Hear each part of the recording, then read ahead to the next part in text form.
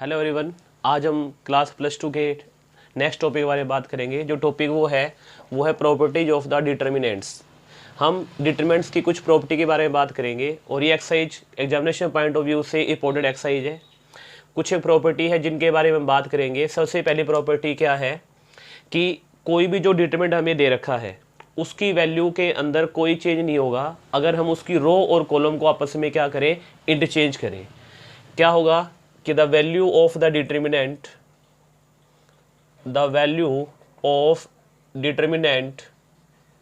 Remain unchange when row and columns are interchanged. कहने का मतलब क्या है कि किसी भी डिटरमिनेंट के अंदर अगर हम रो और कॉलम को आपस में इंटरचेंज करें तो डिटरमिनेंट की वैल्यू में कोई चेंज नहीं होगा। फॉर एग्जांपल, मैंने एक डिटरमिनेंट लिया A1, A2, A3, B1, B2, B3, C1, C2 and C3 और मैंने यहाँ पे क्या किया, रो को आपस में इंटरचेंज कर दिया किसमें, कॉलम में। ये इंटरचेंज का साइन है। रो किस में चेंज हो रही है, कॉलम में। कॉलम किस में चेंज हो रहे हैं, रो में। तो जो डिटरमिनेंट की वैल्यू आएगी उसके ऊपर कोई इफेक्ट नहीं पड़ेगा, सिर्फ ये वैल्यू इंटरचेंज होगी। A1, A2, A3, B1, B2, B3, C1, C2 और क्या आएगा इसके अंदर, C3। ये हमें पहली प्रॉपर्टी कहती है कि किसी भी डिटरमिनेंट की वैल्यू में कोई चेंज नहीं होगा अगर हम उसकी रो और कॉलम को आपस में क्या करें, इंटरचेंज करें। तो सेकेंड प्रॉपर्टी क्या है कि इफ एनी टू रो और कॉलम्स आर इंटरचेंज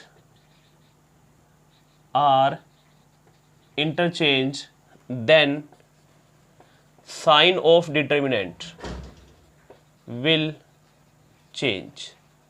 कहने का मतलब क्या है कि हम किसी भी डिटरमिनेंट के अंदर किन्हीं भी दो रो को या किन्हीं भी दो कॉलम को आपस में इंटरचेंज करेंगे तो डिटरमिनेंट का साइन भी क्या होगा, चेंज होगा। फॉर एग्जांपल, हम यहाँ पे एक एग्जांपल लेते हैं। हमने एक डिटरमिनेंट लिया A1, A2, A3, B1, B2, B3, C1, C2, C3। हमने यहाँ पे क्या किया, रो 1 और रो 2 को आपस में इंटरचेंज किया। तो डेल्टा इक्वल टू रो 1 और रो 2 को इंटरचेंज करेंगे तो रो 1 की जगह रो 2 चली जाएगी और रो 2 की जगह आपकी रो 1 आएगी, रो 3 आपकी सेम रहेगी। तो डिटरमिनेंट का साइन क्या हो जाएगा, चेंज। यहाँ पे प्लस था तो यहाँ पे क्या आएगा, माइनस आएगा। पहली प्रॉपर्टी में क्या था कि अगर पूरी रो और पूरे कॉलम को अगर आपस में चेंज करेंगे तो डिटरमिनेंट के साइन पे कोई फर्क नहीं पड़ेगा। इस प्रॉपर्टी में क्या है कि किन्हीं भी दो रो को या किन्हीं भी दो कॉलम को हम आपस में इंटरचेंज करते हैं तो डिटरमिनेंट का साइन क्या होगा, चेंज होगा। यहाँ पे डिटरमिनेंट प्लस था तो यहाँ पे क्या आएगा, माइनस आएगा। ठीक है, तो नेगेटिव का साइन यहाँ पे लगेगा इसके अंदर। ये सेकंड प्रॉपर्टी है। हम बात करें थर्ड प्रॉपर्टी की, तो थर्ड प्रॉपर्टी क्या कहती है,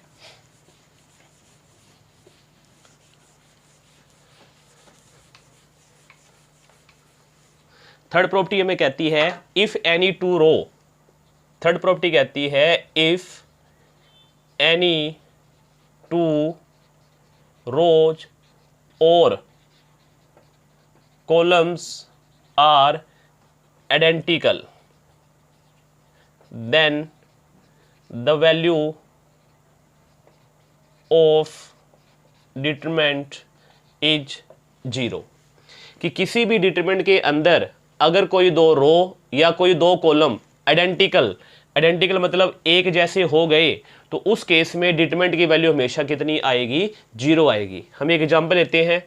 मैंने एक डिटरमिनेंट लिया, इसमें कॉलम फर्स्ट है A1, A2, A3, दूसरा है B1, B2, B3, फिर तीसरा फिर है A1, A2 और A3।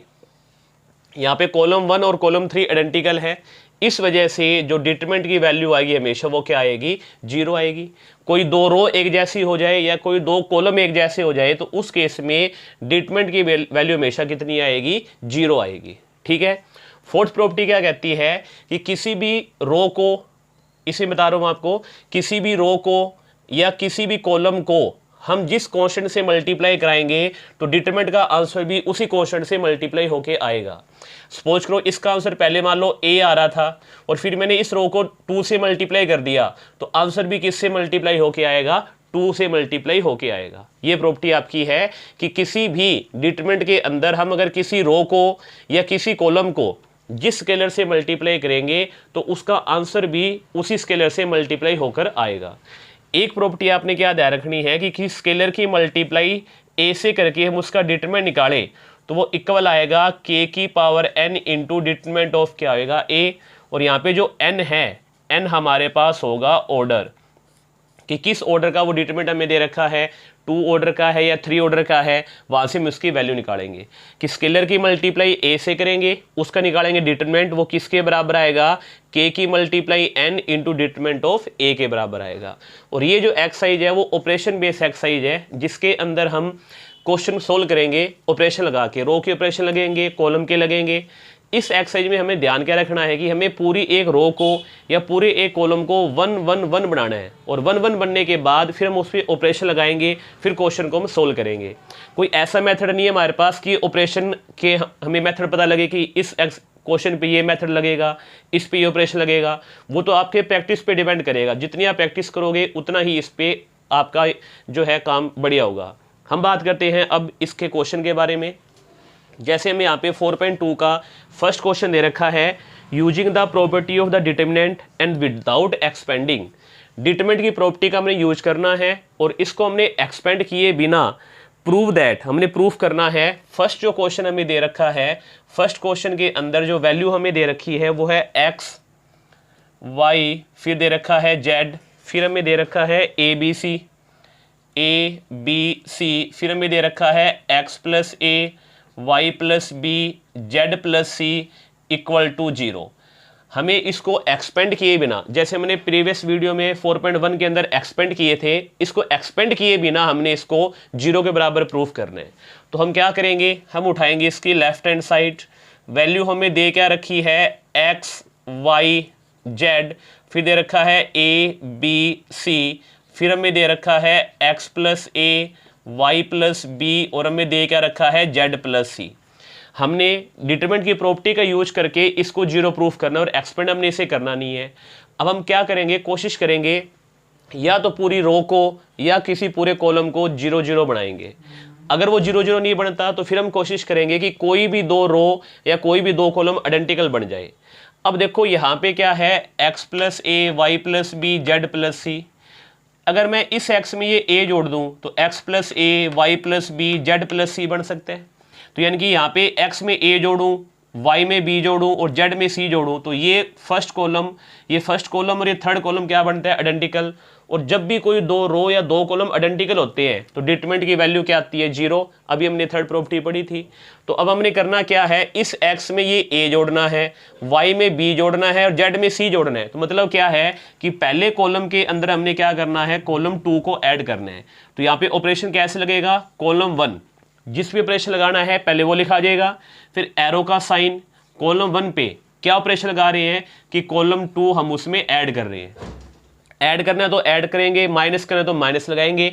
जिस भी ऑपरेशन लगाना है पहले वो आएगा, फिर एरो के बाद दोबारा वही चीज और फिर उसमें प्लस कर रहे हैं, माइनस कर रहे हैं, मल्टीप्लाई कर रहे हैं, वो चीज हम यहाँ पे लगाएंगे। हमने यहाँ पे कॉलम 1 पे ऑपरेशन लगाया कि कॉलम 1 में कॉलम 2 ऐड कर रहे हैं।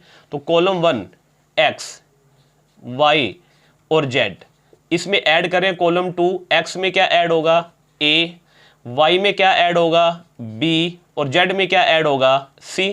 कॉलम 1 पे ऑपरेशन लगा, कॉलम 2 और कॉलम 3 आपके सेम आएंगे, a b c। फिर हमारे पास क्या है इसके अंदर, x plus a y plus B और फिर क्या आ गया इसके अंदर, z प्लस सी। ऑपरेशन के बाद हमने ये देखा कि कॉलम 1 और कॉलम 3 दोनों क्या आ रहे हैं, आइडेंटिकल आ रहे हैं। हम यहाँ पे लिखेंगे इसके अंदर कि ये जो वैल्यू है वो 0 आएगी। क्या लिखेंगे इसके अंदर कि because C1 and C3 are identical, कि जो C1 और C3 है वो आपस में क्या है, आइडेंटिकल। ये 0 आया तो ये किसके बराबर आ गया, इसके अंदर राइट हैंड साइड के बराबर आ गया। तो हमने इसको एक्सपेंड भी नहीं किया और हमारी वैल्यू किसके बराबर आ गई, इसके अंदर 0 के बराबर आ गई। तो इस तरीके से हमने ऑपरेशन लगा के क्वेश्चन को सोल्व करना है। फिर हमें दे रखा है सेकंड पार्ट, सेकंड क्वेश्चन है, इसकी भी मैं लेफ्ट हैंड साइड उठा रहा हूँ, इसको भी इक्वल टू 0 ही प्रूफ करना है। हमें वैल्यू दे रखी है a माइनस बी, फिर हमें दे रखा है b माइनस सी, फिर हमें दे रखा है c माइनस ए, नेक्स्ट में दे रखा है b minus C, c minus a और a माइनस बी, लास्ट में दे रखा है इसके अंदर c माइनस ए माइनस बी और हमें दे रखा है b माइनस सी। अब इस वैल्यू को हमने क्या करना है, इक्वल टू 0 प्रूफ करना है और एक्सपेंड किए बिना। अब हम कोशिश करेंगे कि कोई भी दो रो या कोई भी दो कॉलम आइडेंटिकल बने। अगर आइडेंटिकल बन गए तो according to third property determinant की वैल्यू किसके बराबर आएगी, 0 के। लेकिन अगर मैं यहाँ पे देखूँ तो आइडेंटिकल हमारे पास कोई भी चीज़ नहीं आ रही, आइडेंटिकल नहीं बन रही इसके अंदर। तो हम क्या करते हैं, देखो अगर देखो मैं a माइनस बी है, इसमें ये जोड़ दूँ, देखो मैं यहाँ पे करके दिखा रहा हूँ कि ये जो a माइनस बी है इसमें मैंने जोड़ दिया b माइनस सी और उसमें मैंने जोड़ा c माइनस ए। देखो b से b कटा, c से c कटा, a से a कटा, तो यहाँ पे वैल्यू क्या बन गई, 0 बन गई। इस तरीके से ये जो b माइनस सी है इसमें मैंने ये दोनों जोड़ दिए, क्या जोड़ा मैंने, c माइनस ए और मैंने जोड़ा a माइनस बी, तो ये भी आपस में सारे कैंसिल, 0 बन गए। उस तरीके से जब मैं c माइनस ए के अंदर a माइनस बी और b माइनस सी जोड़ूँ तो ये भी आपस में कैंसिल, तो सारी वैल्यू क्या आ रही है, 0। तो पूरी रो क्या बनेगी, 0। जब पूरी रो या पूरा कॉलम 0 बने तो वो वैल्यू भी किसके बराबर आती है, 0 के बराबर आती है। तो अब हम क्या करेंगे, इसके अंदर ऑपरेशन लगाएंगे कि क्या ऑपरेशन लगा रहे हैं कि रो 1, मैंने रो 1 पे ऑपरेशन लगाया कि मैं रो 1 में रो 2 और क्या ऐड कर रहा हूं, रो 3। रो 1 पे ऑपरेशन लगा रहा हूं मैं, किसमें, रो 2 और रो 3 ऐड कर रहा हूं। तो अब ऑपरेशन जैसी लगेगा तो वैल्यू क्या आएगी, देखो a माइनस बी, इसमें ऐड क्या होगा b माइनस सी, उसमें ऐड क्या होगा c माइनस ए, फिर b माइनस सी, इसमें ऐड होगा c माइनस ए और ऐड होगा a minus b, c minus a, इसमें ऐड होगा a माइनस बी और ऐड क्या होगा b माइनस सी। रो 2 और रो 3 सेम रहेगा, b minus C, c minus a और ये क्या आएगा a माइनस बी, ठीक है। फिर क्या आएगा इसके अंदर c माइनस ए माइनस बी और b माइनस सी।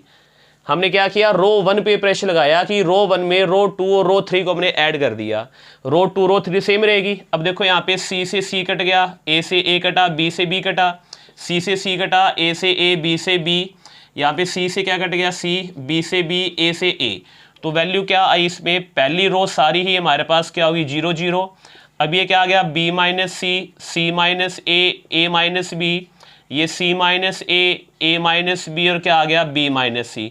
तो टोटल जो वैल्यू है पहली रो सारी क्या है, 0। तो इसकी वजह से सारी वैल्यू किसके बराबर आएगी, 0 के। ये किसके बराबर आ गया, आपका राइट हैंड साइड के बराबर आ गया। आप चाहते हो तो इस क्वेश्चन में कॉलम का ऑपरेशन भी लगा सकते हो, कॉलम भी आप ऐड कर सकते हो। कॉलम 1 के अंदर कॉलम 2 और कॉलम 3 ऐड करो तो कॉलम 1 आपका पूरा 0 0 बनेगा। अब जरूरी नहीं है कि इसमें रो के ऑपरेशन लगेगा, कॉलम का भी लग सकते हैं। हम कॉलम वाले ऑपरेशन से करते हैं क्वेश्चन, देखो रो वाला तो आपको करके दिखाई दिया, अब कॉलम के ऑपरेशन से करते हैं। देखो इसी क्वेश्चन को हमने यहाँ पे क्या किया कि कॉलम 1 पे ऑपरेशन लगाया कि कॉलम 1 के अंदर मैंने कॉलम 2 और कॉलम 3 को ऐड किया। तो अब देखो यहाँ पे कॉलम 1 क्या है, a माइनस बी, फिर क्या है यहाँ पे b माइनस सी, फिर क्या है c माइनस ए। इसमें कॉलम 2 और कॉलम 3 को ऐड करना है। पहले कॉलम 2 ऐड करूंगा मैं, तो यहाँ पे प्लस में क्या आएगा b माइनस सी, प्लस में क्या आएगा c माइनस ए और प्लस में क्या आएगा a माइनस बी। फिर कॉलम 3 ऐड करना है तो प्लस में क्या आएगा c माइनस ए, प्लस में क्या आएगा a माइनस बी, प्लस में क्या आएगा b माइनस सी। कॉलम 2 सेम रहेगा, b माइनस सी, c माइनस ए माइनस बी, ये c माइनस ए माइनस बी और b माइनस सी। अब अगर मैं यहाँ पे देखूँ तो a से a कट गया, b से b, c से क्या कट गया c से c कटा, a से a कटा, b से b कटा, b से b, c से c, a से a। तो यहाँ पे क्या हुआ कि जो फर्स्ट कॉलम है वो कंप्लीट क्या हो गया, 0 0 हो गया। वैल्यू क्या आ गई, b minus C, c minus a minus B, यहाँ पे आया c minus a minus B और क्या आ गया b माइनस सी। अब पहला कॉलम सारा क्या है, 0 है। जब भी किसी डिटरमिनेंट में पूरा एक कॉलम या पूरी एक रो जीरो आती है तो उस डिटरमिनेंट की वैल्यू हमेशा क्या होती है, जीरो। तो ये किसके बराबर आ गया, इसके अंदर राइट हैंड साइड के बराबर आ गया। तो देखो हम एक ही क्वेश्चन को कई मेथड से कर सकते हैं, कोई यहाँ पे कोई फिक्स नहीं है कि सिर्फ रो के ऑपरेशन लगेगा, कॉलम का लग सकता है, रो का भी लग सकता है, जो आपको अच्छा लगे आप उस तरीके से क्वेश्चन को सोल्व कर सकते हो। नेक्स्ट हम बात करते हैं इसके थर्ड क्वेश्चन के बारे में।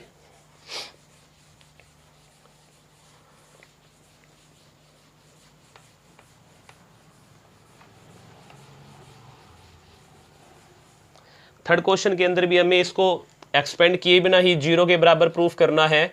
हम उठाएंगे इसकी लेफ्ट हैंड साइड, वैल्यू में दे क्या रखी है 2, 3, 5, फिर हमें दे रखा है 7, 8, 9, फिर हमें दे रखा है 65, फिर हमें दे रखा है 75 और फिर हमें दे रखा है 86।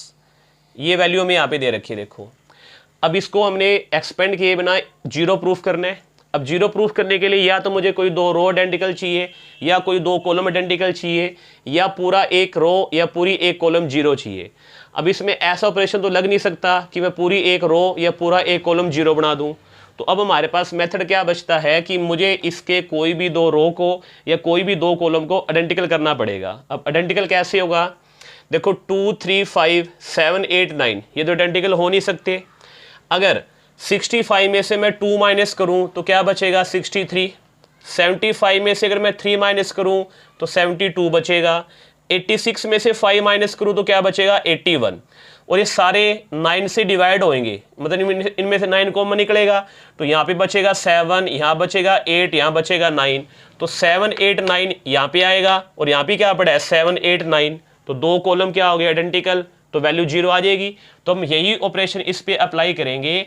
क्या ऑपरेशन अप्लाई करेंगे कि कॉलम 3 पे ऑपरेशन लगा रहे हैं, कॉलम 3 में से क्या माइनस कर रहे हैं कॉलम 1। कॉलम 3 पे ऑपरेशन लगाया कि कॉलम 3 में से हम क्या माइनस कर रहे हैं कॉलम 1। तो कॉलम 1 तो सेम आएगा, क्या आएगा 2, 3, 5। कॉलम 2 भी सेम आएगा। अब कॉलम 3 में से कॉलम 1 को माइनस करना है। 65 में से 2 माइनस किया कितना बचेगा 63। 75 में से 3 माइनस के कितना बचेगा 72। 86 में से 5 माइनस के कितना बचेगा 81। अब मैंने आपको प्रॉपर्टी के अंदर ये बताया था कि डिटरमिनेंट के अंदर जब हम कॉमन निकालते हैं वो या तो एक पर्टिकुलर रो या एक पर्टिकुलर कॉलम में से निकलता होता है। अब कॉलम थर्ड में से सभी में से कॉमन क्या आ रहा है आपका 9 कॉमन आ रहा है। तो अब हम यहाँ पे लिखेंगे इसके अंदर taking 9 common from C3। Column 3 में से 9 कॉमन निकालेंगे, 9 बाहर आ गया।